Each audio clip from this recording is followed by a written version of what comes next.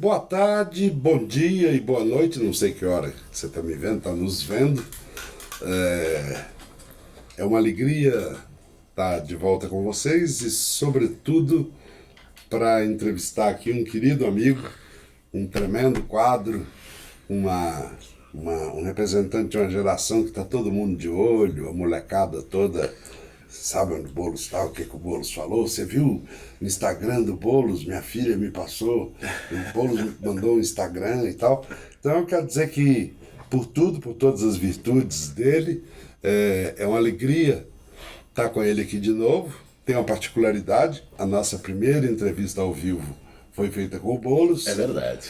Um negócio Inauguramos o estúdio. Inauguramos. Tinha aquele Cassius Clay, o Muhammad Ali pintado na parede. Então é bom. Tivemos com ele de novo, claro, durante a campanha presidencial e outras ocasiões, mas a hora é boa, está quente, tem um ano eleitoral pela frente, tem um desmanche do Estado brasileiro, um avanço desse governo horroroso contra os pobres, Até hoje não tomou nenhuma medida, nem anunciou nenhuma medida que vá mexer com o capital financeiro, que vai mexer com as elites, com o pessoal do boi, da bala e da bola. Mas, de qualquer maneira, a gente já tem que começar a pensar no ano que vem. Em primeiro lugar, quero lembrar a vocês que o Boulos foi candidato a presidente da República no ano passado, teve 600 mil votos, que algumas das pessoas podem dizer, não, 600 mil votos é muito pouco. Tudo nessa vida é relativo. 600 mil votos para quem não tinha um tostão para fazer campanha, para quem era candidato de um partido pequenininho, para quem não tinha um histórico político, foi deputado, foi senador, foi isso, foi aquilo, 600 mil votos é uma cordilheira de votos. E se você considerar, Fernando, se me permite, Sim. O que foi a eleição do ano passado, Sim. né? O nível de polarização que se teve, que, por exemplo, a Marina caiu de 20 milhões de votos para 1 milhão. Para 1 milhão. O PSDB caiu de 45 milhões de votos para 5 milhões. Então, o nível de polarização que levou, de um lado, o bolsonarismo, o anti-PT, o anti-esquerda, que votou no Bolsonaro e esvaziou as próprias candidaturas de direita e de centro-direita. E do outro lado, isso acabou tendo uma polarização, desaguando mais na candidatura do Haddad. O Ciro Gomes, de algum modo, preservou algum voto aí porque já tinha sido candidato presidencial duas ou três vezes, pelo governador e tal, e também por representar um certo, já na campanha eleitoral, um antipetismo de centro-esquerda. Sim. Pegou uma fatia. Agora, todo o resto, e aí a nossa candidatura também acabou sendo prejudicada por isso, acabou cedendo voto para o voto útil no final do primeiro turno, que foi muito forte. Né? Bom, nós vamos falar de eleição daqui a pouco, mas antes disso eu queria perguntar para o Boulos, na condição de liderança de um movimento social fortíssimo, que é o MTST, eu queria repetir para você uma pergunta que as pessoas fazem para mim, porque sabem que eu tenho contato com pessoas como você, com Lula, com lideranças do chamado campo da esquerda. O que fazer?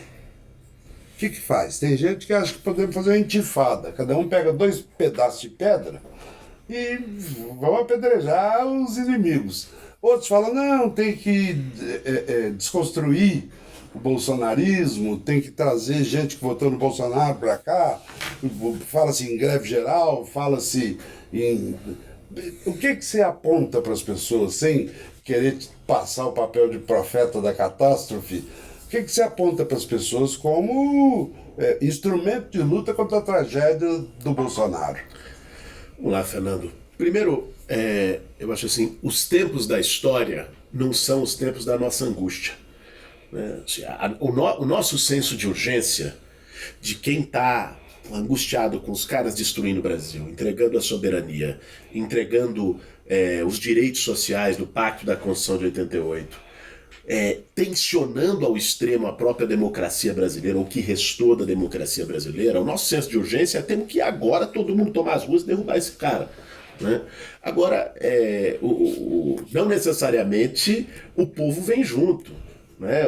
Os tempos da formação histórica não são os tempos que as lideranças, ou que algumas lideranças queiram impor. Então, essa é uma primeira questão. Agora, eu acho, na verdade eu não tenho dúvida, que nós estamos numa situação melhor do que a gente estava no início do ano. Nós chegamos a conversar aqui no Nocaute, se eu não me engano foi fevereiro ou março. O cenário era muito crítico. Porque o Bolsonaro entra com 60% de aprovação, com um clima, uma expectativa positiva de boa parte do povo brasileiro, inclusive de setores populares. Então, assim, ali aquele cenário era sufocante. Além do medo, porque todo mundo... ninguém sabia o que eles iam fazer. É isso. Né? Um discurso profundamente antidemocrático que se mantém e que a gente não sabia como isso ia se materializar. Chegando ao fim de 2019, nós temos um governo com 30% de apoio social, metade, o governo pior avaliado ao final de primeiro ano de mandato da história da nova república, desgastado, associado com miliciano, com um partido envolvido na corrupção do Laranjal, aquela história da novidade política, que ia mudar tudo que está aí, já caiu por terra. Acabou. Não resistiu um ano. E com um programa econômico devastador que não apresenta respostas básicas àquilo que é o anseio da maioria do povo brasileiro. Não consegue lidar com o desemprego, reduz o salário mínimo, ou seja, não apresenta as respostas aos problemas do povo. Qual é o resultado disso? É que começou a ter um caldo de insatisfação mais forte ao Bolsonaro, e rápido. Né? Os tempos do Brasil são tempos de um país continental com 200 milhões de habitantes, 210 milhões de habitantes. Então, o Brasil vira mais lentamente. Outro dia eu estava conversando com o nosso amigo em comum, Franklin Martins. Sim. E o Franklin disse uma coisa que me marcou para a gente ajudar a entender como o povo brasileiro se move. Porque a gente olha em volta, o que você estava dizendo no início, temos que ir para cima, o que fazer, vamos derrotar os caras. Aí a gente olha a América Latina pegando fogo. Eu ia falar disso aqui. Chile pegando fogo. Né? Milhões de pessoas tomando as ruas contra o governo recuando e o povo avançando. Né? Convocação da Assembleia Constituinte, o povo quer mais urgência. Reduzir salário de deputado, de senador.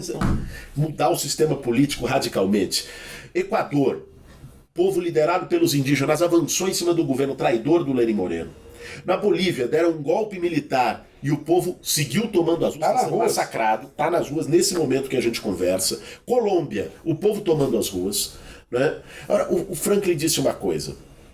O povo brasileiro, ao contrário do que visões preconceituosas, até cretinas, apontam, é um povo passivo historicamente. O povo brasileiro produziu revoltas. Né? Nós estamos falando do povo da revolta da Chibata, do povo de Canudos, Confederação do Equador, Malês, Alfaiates, Malês, Cabanagem, Sabinada. Nós podíamos aqui passar um dia inteiro falando das revoltas e revoluções populares do Brasil. Está querendo que o partido ou a Fundação Perseu Abramo edite caderninhos como aqueles franceses que Sege, explicando cada uma dessas revoltas. Eu fico contente que o Lula esteja entusiasmado com essas revoltas, acho que é importante para a esquerda brasileira. Ele brinca dizendo o seguinte: a maioria da esquerda brasileira sabe tudo sobre Rosa Luxemburgo, sobre Lenin, e não sabe nada das revoltas brasileiras. Agora veja, é verdade isso, né? Que elas são frequentemente subestimadas.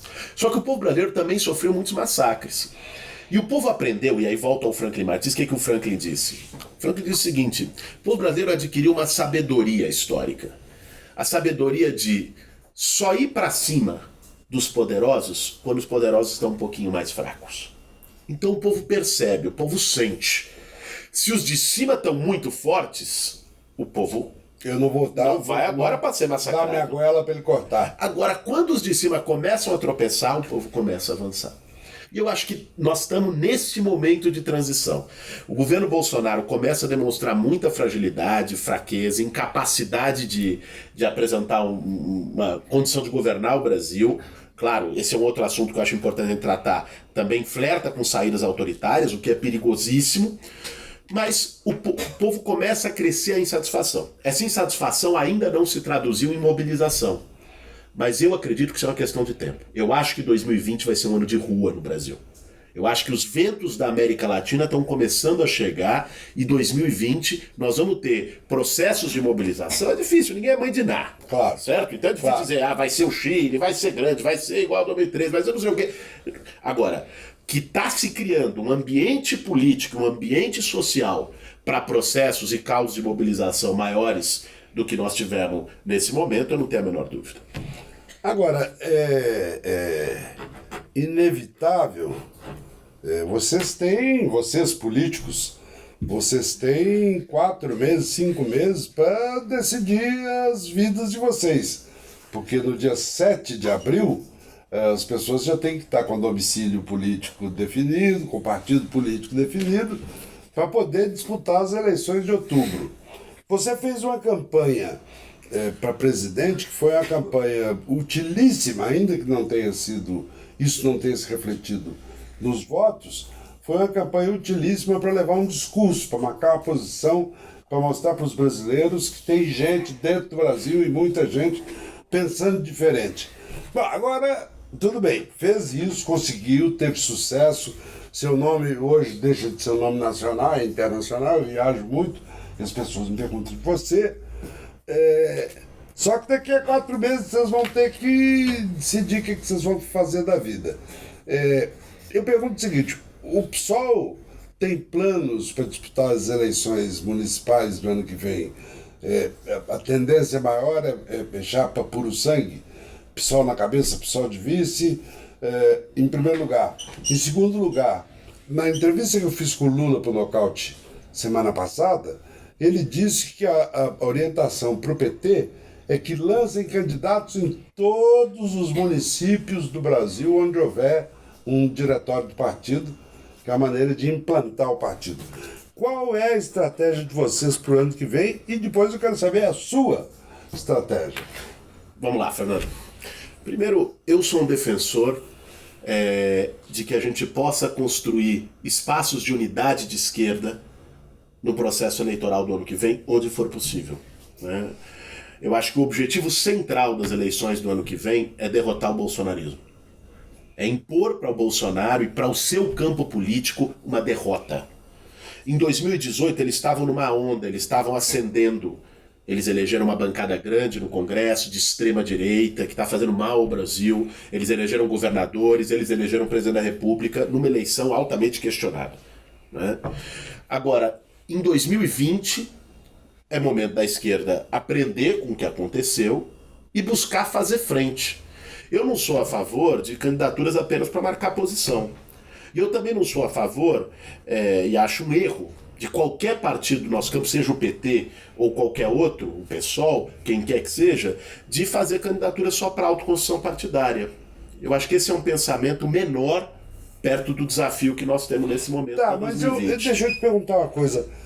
Eu tenho amigos, muitos amigos dentro do PSOL, inclusive de gente das posições mais à esquerda no PSOL. E às vezes me parece que o PSOL costuma ter, ainda que não como todo, o PSOL costuma ter uma certa soberba parecida com a do PT no começo. Quem não cheirasse e mugisse igual a mim é burguês, é do outro lado da... Então o PT espantou muita aliança no começo por causa disso. Quem não for peão, trabalhador, volta em trabalhador. Quem não for trabalhador, eu que era da esquerda do PMDB, marxista, eles me olhavam de olho, amigo deles, eles me olhavam com o nariz torto. Eu fico pensando o seguinte, será que vocês não estão herdando, nesse começo de vida pública de vocês, alguns dos defeitos originais, dos pecados originais do PT? Fernando, todo partido tem diversidade. O PSOL tem muita diversidade, o PT tem diversidade. Todos os partidos é importante que tenha pluralidade, claro, posições diferentes, claro, um debate democrático. Eu não posso falar por todos os filiados do PSOL, por todas as correntes políticas do PSOL. Agora, eu não sou defensor de uma tática purista. Sei. Eu não sou defensor de uma ideia de que se você estiver junto com quem pensa diferente, você se contaminou pelo pensamento diferente. Eu nunca fui defensor disso, nunca acreditei nisso. Minha construção, aliás, a partir do movimento social, vem de tentar construir unidades amplas sem perder a identidade política. Sei. Né? Porque você Qual é a fronteira? Se é que se pode definir. Qual é a fronteira da aliança? Eu acho que Basta ser contra o Bolsonaro que você recebe? Eu acho que a fronteira, quando nós estamos falando de um processo de rua, é uma coisa, de um processo eleitoral é outra. De um processo de rua, se o cara é contra Bolsonaro e defende os direitos, venha para as nossas mobilizações. Num processo eleitoral, acho que além de ter um enfrentamento a Bolsonaro, tem que ter um mínimo de acordo programático. Certo? Qual é a proposta que você vai fazer para as cidades? Né?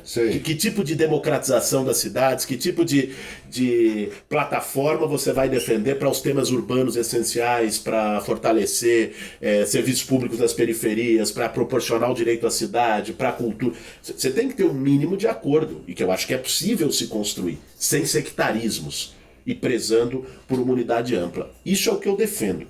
Né?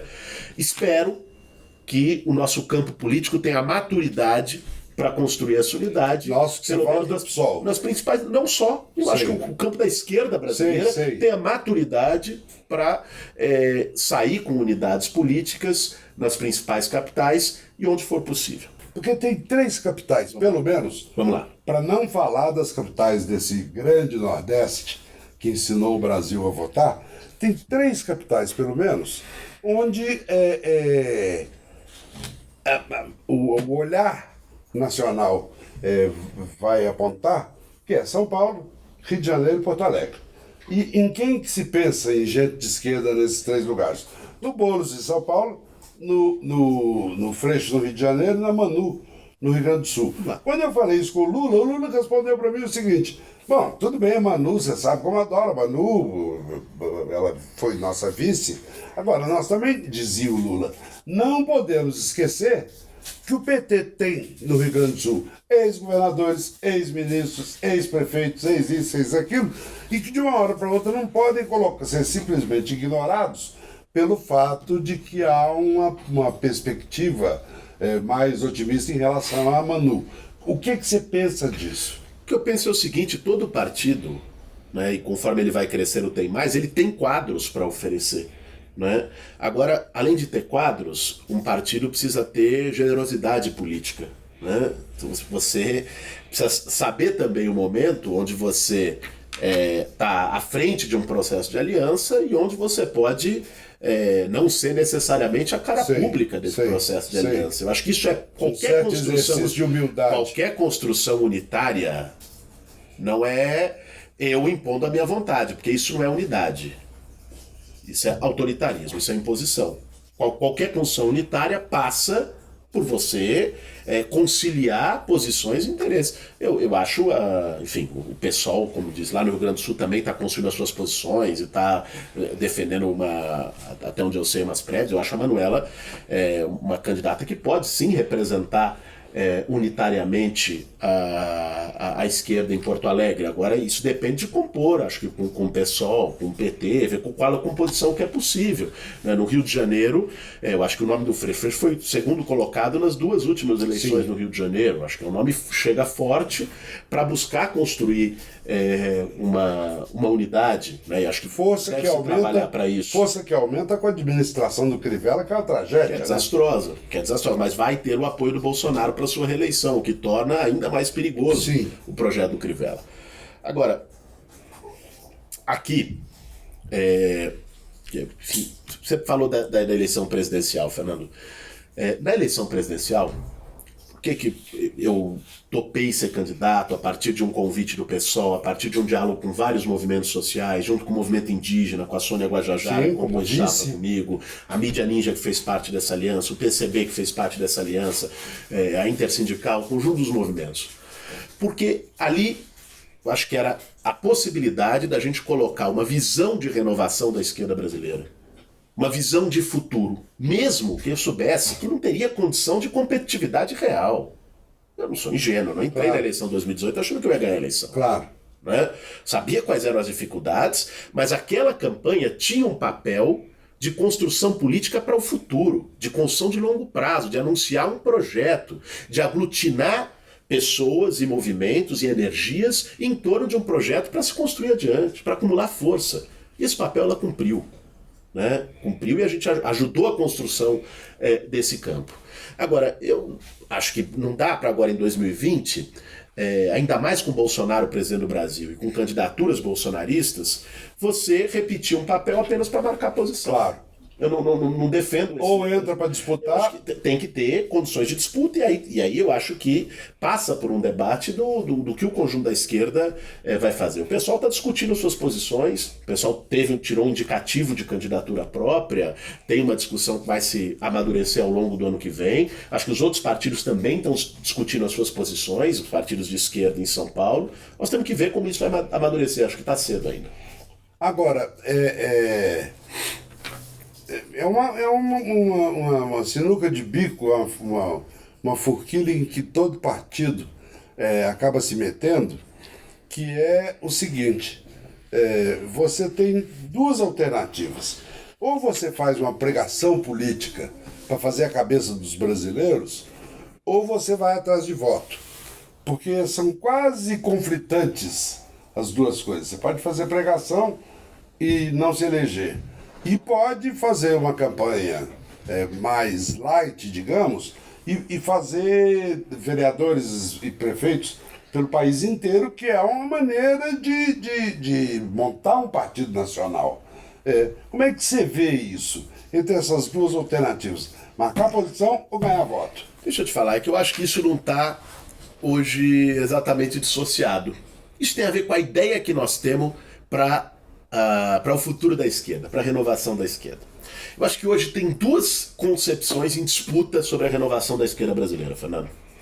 Uma concepção que acha que renovar é a esquerda se tornar mais dócil, é a esquerda tomar um banho de liberalismo, é a esquerda se aproximar da social-democracia europeia, né? É a esquerda ser mais light. Não é o meu caso. Eu sei muito bem disso, né?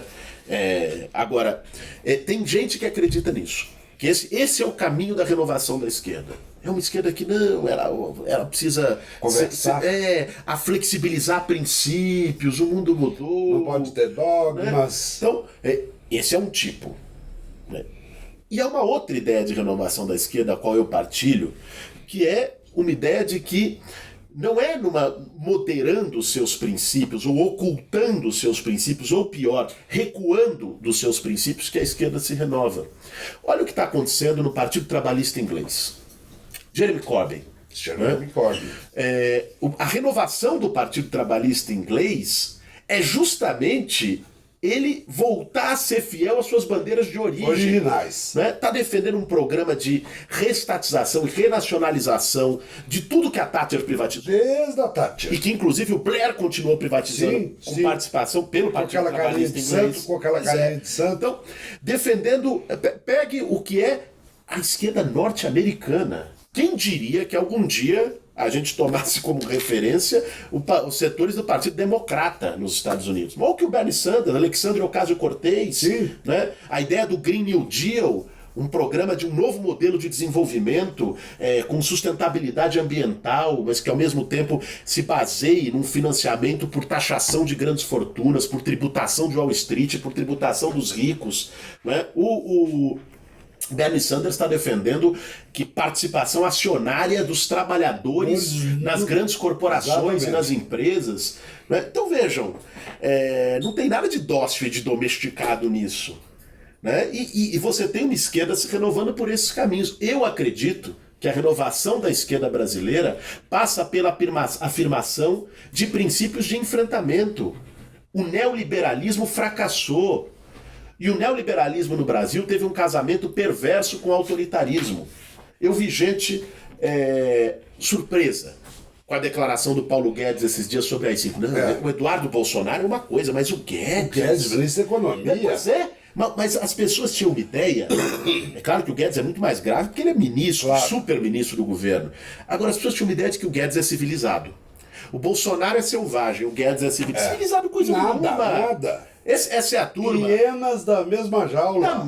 Essa é a turma da escola de Chicago que se sujou a mão de sangue para com Pinochet no Chile. Para fazer o que agora o povo está pedindo de volta. Que o povo está retomando nas ruas de Santiago. Eu quero ver se o Paulo Guedes é capaz de atravessar a Avenida Providência sozinho, sem segurança. Se for reconhecido. Se for reconhecido. Agora, o fato é que o liberalismo no Brasil e na América Latina foi um liberalismo que sempre flertou com escravidão. Aqui os liberais brasileiros eram escravagistas até a última hora. Né? Então, é um liberalismo cheio de sangue, é um liberalismo autoritário, é um liberalismo que não tem nenhum problema em conviver com o autoritarismo político mais duro e mais brutal. Então, veja, o nosso caminho, nesse caso, não tem conciliação, não tem meio termo com essa gente. O nosso caminho é defender uma completa mudança do modelo econômico. Né? O nosso caminho é defender uma radicalização da democracia política. O nosso caminho é defender um novo modelo de desenvolvimento, né? E que possa combinar, sim, desenvolvimento econômico, mas com um combate direto à desigualdade social e com sustentabilidade ambiental. Então, esse é o tipo de esquerda que eu acredito que tem futuro. E digo mais, tem espaço, né, para se afirmar no eleitorado brasileiro. Agora, isso não diminui o espectro de uma tentativa de fazer uma plataforma comum de esquerda para enfrentar o problema mais urgente nesse momento, que é o governo Bolsonaro e o estrago que ele está fazendo na soberania, nos direitos dos trabalhadores. Eu vou citar um exemplo.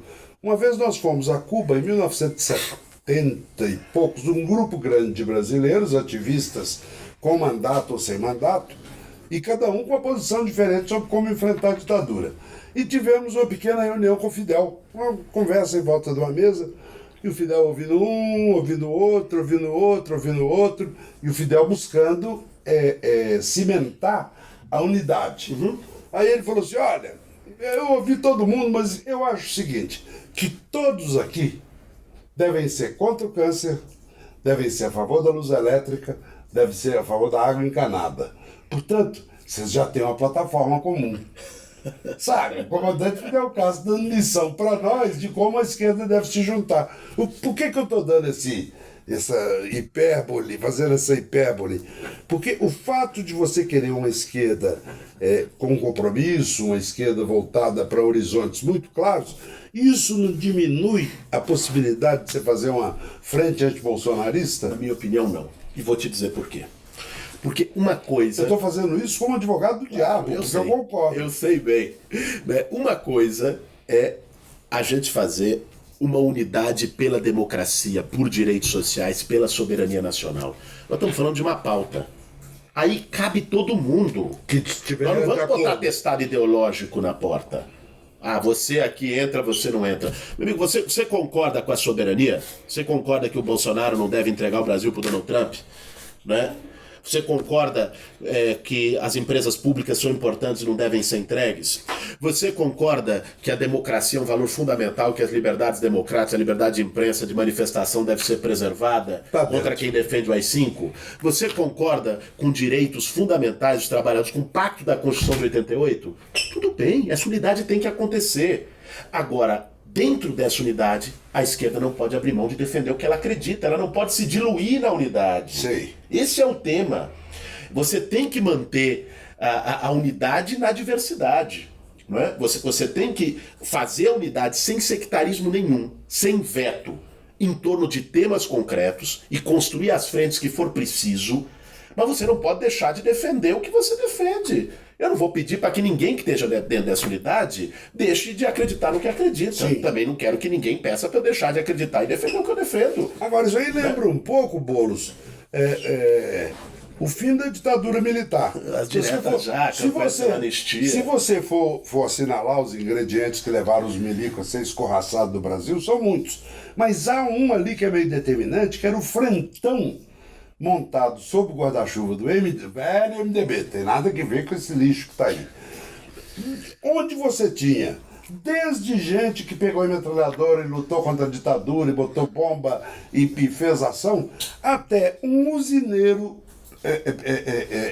alagoano, que no golpe de 64 saía de metralhadora procurando comunista, num canto.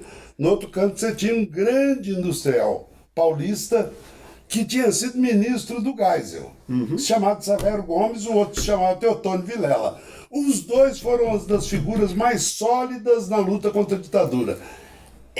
No fundo, não é um pouco isso? Você relaxar um pouco os limites para poder ter força suficiente? E aí eu vou te fazer uma pergunta. Foi isso.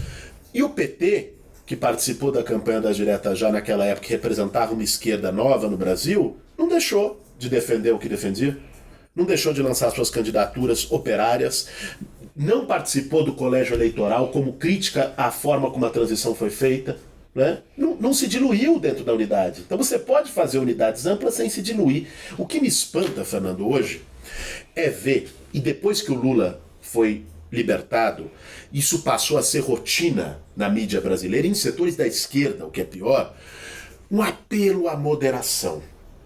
Né? Então virou uma coisa de que se comprou um discurso cretino de que a esquerda e o Bolsonaro são duas faces da mesma moeda. Então, olha, nós não podemos ser duas faces da mesma moeda. Então a esquerda tem que ir mais ao centro, tem que dar sinais ao centro. Mesmo duas faces da mesma moeda, um escambau. Não tem nada disso. Né? O Bolsonaro representa um projeto de miliciano, um projeto de quem defende tortura, defende brilhante ustra, um projeto de viúva da ditadura militar, né? Um projeto de atraso completo no Brasil. Projeto que defende cana para jornalista, que trata jornalista igual lixo, que destrói a cultura, como está destrói a cultura, diz que oposição e movimento social tem que ir para a cadeia ou para o exílio.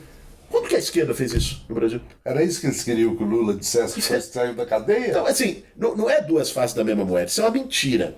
Agora, eu fico perguntando o que eles esperam. O que quem pede moderação à esquerda espera que a gente faça com o Bolsonaro destruindo o Brasil, com um projeto de devastação? A Nova agora foi taxar desempregado. É um escândalo. O pacote do Paulo Guedes, o pacote do Guedes, que é o pacote da desigualdade, né? Pacote antipobre. Esse pacote significa desatrelar o recurso do pré-sal para a saúde e educação. Fazer o que eles tentaram na reforma da Previdência, que é desatrelar o BPC, o benefício de prestação continuada do salário mínimo.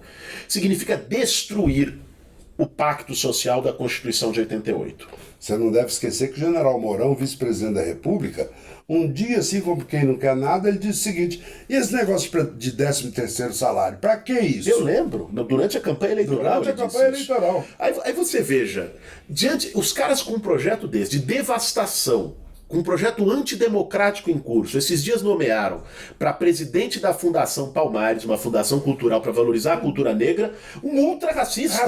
Um cara que diz que não tem racismo no Brasil e que a escravidão foi boa, benéfica para gerações seguintes. Então, o que eles esperam? Que a esquerda fique dócil fazendo abaixo-assinado? O que eles esperam? Que diante disso tem uma esquerda bem comportada, dizendo veja bem, tenham calma? Uma merda. Né? Agora, Boulos, a Argentina, nesse processo que acabou levando a eleição do Alberto Fernandes da Kirchner, a Argentina viveu, desde que o Macri assumiu e começou a impor a receita do Guedes lá, você viu manifestações lá, por exemplo, greve geral. Teve um dia que a Argentina decretou greve geral. Não tinha um pombo na praça lá do Pirulito de Buenos Aires. O país parou. Qual é a capacidade que nós temos, friamente, sem ufanismo, qual é a capacidade que nós temos de botar a gente na rua? Não vamos esquecer que há 2 anos e meio atrás nós fizemos a maior greve geral da história do Brasil. Em abril de 2017, que derrotou a reforma da Previdência do Michel Temer, onde o Brasil parou e ficou também, assim, as grandes cidades brasileiras, as moscas. O que acontece, Fernando? Eu acho que nós temos que ser capazes de fazer essa leitura. Veja, nós sofremos de 2015 até aqui só derrotas. O campo popular, o campo de esquerda, o campo democrático foi derrotado uma vez atrás da outra. Então, teve o golpe. Depois do golpe, o Temer conseguiu governar fez reforma trabalhista, não conseguiu aprovar a Previdência, mas fez reforma trabalhista, aprovou a emenda constitucional do teto de gastos, né? Governou até o final, apesar de ter 3% de aprovação. Sim, e com um monte de processo. É isso. Aí entra 2018, mataram a Marielle, prendem o Lula, e o Bolsonaro ganha a eleição naquelas circunstâncias. Então veja, é muita derrota. Esse ano, aprova a reforma da Previdência. Então, assim, não é fácil você levar as pessoas às ruas num cenário como esse. Nós perdemos um militante para depressão. Entendeu? Assim, as pessoas ficaram desanimadas, sem perspectiva, sem expectativa. Ninguém vai para a rua sem ter alguma expectativa de mudança, de dar certo, de conseguir. A saída do Lula da prisão foi a primeira vitória Eu ia te dizer isso. que nós tivemos depois de 5 anos de derrota. A primeira grande vitória. Desde que começou o golpe contra a Dilma. É isso. Talvez nós tivemos, digamos assim, um espasmo importante que foi a luta estudantil este ano, Sim. dos estudantes e professores contra os cortes da educação, que foi muito importante, foi a luta mais relevante que aconteceu em Pipocou 2019. no país inteiro. Enorme, em maio, com março, né? Com muita força. Ok. Né? Agora, fez isso, né? Teve essas mobilizações, depois deu uma esfriada, não por falta de convocatória. Nós chamamos uma greve geral em junho. Não deu para ser uma greve geral, porque não tinha clima, não tinha ambiente contra a reforma da Previdência. A Frente Povo Sem Medo chamou 4, 5 grandes mobilizações nacionais esse ano, né? E elas não foram do tamanho que a gente gostaria e do que a gente esperava. Não foi falta de convocatória, Sim. não foi falta de iniciativa política, né? Só que tinha um clima de derrotismo. A saída do Lula cria um ambiente um pouco diferente. E o que eu defendi, disse isso A para saída Lula, que diz a libertação. a libertação dele. O que eu disse para ele foi o seguinte: Lula, nós temos que aproveitar esse clima que gera também para fortalecer o processo de oposição, para convocar novas mobilizações. Nós reunimos movimentos sociais brasileiros, os principais movimentos do Brasil, da Frente Povo Sem Medo, da Frente Brasil Popular, estávamos lá, estava o presidente da CUT, estava o João Paulo do MST, estava o presidente da UNE, estava a Marcha Mundial de Mulheres, estava o movimento indígena, estava vários movimentos sociais expressivos, para tentar construir um calendário mais unitário a partir do ano que vem. Né? Então vai ter mobilizações mais fortes, e eu espero que com esse novo clima, com o bolsonarismo perdendo força, a gente consiga aquecer mais as ruas. Eu acredito muito nisso. O centro da estratégia, no meu entendimento, para que a esquerda possa disputar com o Bolsonaro, não é uma estratégia apenas institucional. É rua.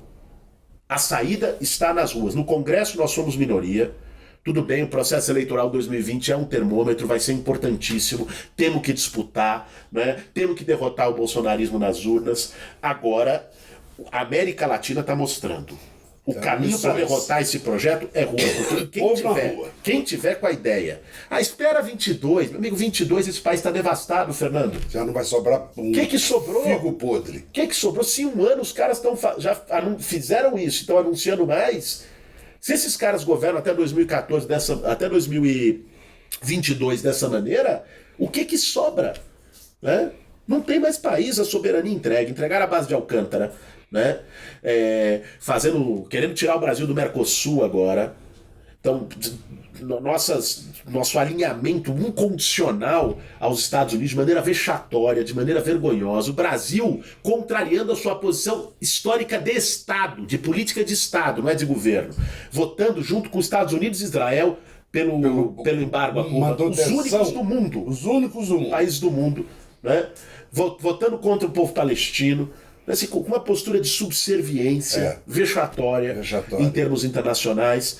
Essa turma destruindo o Estado brasileiro, a capacidade de investimento social, querendo privatizar tudo, falando em entregar bancos públicos. Né? Essa turma. E a questão democrática, que queria falar um pouco rapidamente disso, Fernando. Olha, eu não tenho dúvidas de que o Bolsonaro tem em mente uma saída autoritária. Eu não tenho dúvidas disso.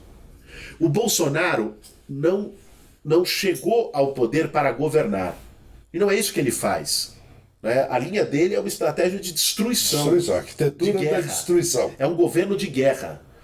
E ele fica a todo momento construindo uma narrativa, um discurso, ó, ninguém me deixa governar, o Congresso não me deixa governar, Jornais. o Supremo não me deixa, a mídia não me deixa, a esquerda não me deixa, ninguém me deixa governar. O que é um sintoma de paranoia. Você é filho de médicos. Não, me formei em psicanálise. Se formou em psicanálise, Então, você deve saber. Eu acho que tem elementos paranoides fortes aí. Mas, para além disso, tem uma estratégia. Que é a estratégia dele ir construindo um governo de ruptura, caminhos de ruptura institucional, produzir algum pretexto ou se utilizar de algum pretexto para buscar saídas autoritárias no país. Falar, ninguém me deixa governar, então nós temos que centralizar mais poderes na presidência da República, nós temos que tomar medidas excepcionais. O novo decreto que ele mandou de garantia de lei e ordem, com excludente de ilicitude, é autorizar o exército a abater manifestantes. Carta branca. Transformar primeiro o exército em polícia, que é uma desonra a história do exército. E autorizar a abater manifestantes. O excludente de ilicitude que o Moro tinha no pacote era já para legitimar o que as polícias brasileiras fazem secularmente, que é matar jovem negro pobre nas periferias sem poder ser investigado. Agora ele deu um outro passo, que é autorizar a bater quem faz manifestação. Né? Então o tal do AI-5 que eles estão falando, e quem é que falou de AI-5? Ninguém aqui falou de AI-5, são eles que estão falando. O tal do AI-5 que eles falam é ir criando condições, é a estratégia das aproximações sucessivas. Você vai criando caldo, criando clima, botando assunto, naturalizando aquilo que era absurdo. Outra, aquilo já é banal para você. Hoje, quem falasse em AI-5 há 3 anos atrás no Brasil, ia se chamar de doido, interna.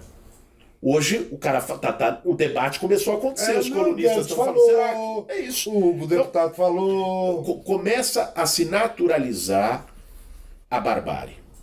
E isso é caminho de fechamento autoritário. Se ele vai conseguir ou não é uma outra história e vai depender da capacidade de reação da sociedade brasileira. Vai depender da relação de força nas Forças Armadas. Agora, que ele quer e que ele trabalha para fazer algum tipo de fechamento democrático, eu não tenho a menor dúvida. O Boulos, a gente já vai ter que terminar, e eu queria lembrar aqui, o Dr. Ulisses Guimarães dizia sempre para mim, fale muito de coisas, pouco de pessoas e nada de você. Eu vou cometer uma heresia aqui e vou fazer uma pergunta de pessoa. Você, em primeiro lugar, você pretende ser candidato a prefeito de São Paulo no ano que vem? Eu espero que sim. Eu e uma malta de seguidores meus aí prefere que sim. Agora o que eu te pergunto é o seguinte, se não for possível você sair candidato por circunstância, por questão de aliança, disso, daquilo, você disputaria um lugar na Câmara dos Vereadores, na Câmara Municipal, como exemplo que deu o Suplicy, que foi senador durante não sei quantos mandatos, perdeu a eleição e foi se eleger vereador. Passa pela sua cabeça essa perspectiva? Vamos lá. Primeiro, Fernando, eu acho que, como eu te disse, o cenário eleitoral, o xadrez eleitoral de São Paulo ano que vem ainda está muito embaralhado, muito indefinido. Né? A minha vontade pessoal é estar livre para poder correr o Brasil, coisa que eu fiz esse ano. Esse ano eu fui para 22 estados brasileiros. Caramba! Viajei como no ano de campanha. Este ano, 2019. Pós-eleitoral. 22 estados brasileiros. Minhas filhas estão querendo me matar. Já foi o ano passado na campanha. Dizia, rapaz, não fica em casa, não sei o quê. Né? Agora, o fato eu gostaria de o ano que vem poder estar livre para girar o Brasil e ajudar a fortalecer uma oposição de rua e a construir mobilizações contra Bolsonaro e o seu projeto. Legal. Isso é o que eu quero. Agora, a gente não faz na vida só o que quer. Né? Na política, muito menos. Muito menos. Então, vamos ver como as coisas vão se desenvolver. Tem companheiros de partido, do pessoal que tem colocado esse convite, essa possibilidade. O próprio pessoal também vai discutir isso no ano que vem, definir um cronograma, um calendário. Então, eu não tenho como antecipar isso.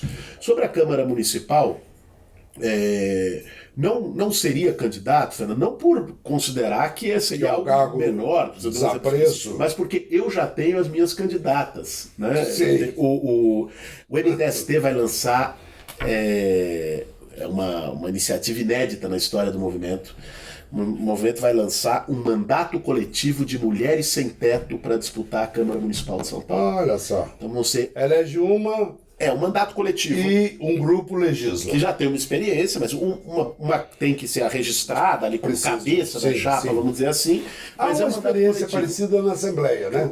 Há na Assembleia da bancada ativista, é um pouco diferente, mas é também uma experiência de mandato coletivo. E há em Pernambuco uma experiência, inclusive, com uma companheira do MTST que foi entrevistada aqui pelo Vilas, que é a Jo das Sim. Juntas, que é a experiência Sim, das sim. Juntas, que é um Sim. mandato coletivo de 5 mulheres pernambucanas que está na Assembleia Legislativa de Pernambuco. Então, nós decidimos lançar, são mulheres negras, mulheres da periferia, mães militantes e ativistas do movimento social e que agora vão assumir esse desafio de ocupar um espaço na Câmara Municipal e eu vou ser um cabo eleitoral empenhado Que nesse legal, projeto. que legal. Ô Boulos, muito obrigado. Eu sei que sua agenda é um horror. Você ter conseguido arrumar esse tempinho para vir aqui falar com a gente. Eu quero te agradecer muito e quero te dizer que, como a gente fez nas eleições passadas, as câmeras e os modestos recursos do nocaute vão estar à disposição dos candidatos progressistas, entre os quais eu espero que você esteja. Fernando, Tá bom? eu te agradeço mais uma vez, parabenizo pelo trabalho imprescindível que o Nocaute tem Obrigado. feito, agradeço a você, a toda a equipe e Muito estamos obrigado. juntos nessa caminhada. Tamo junto. Tá bom, Boulos. Muito obrigado mais uma vez.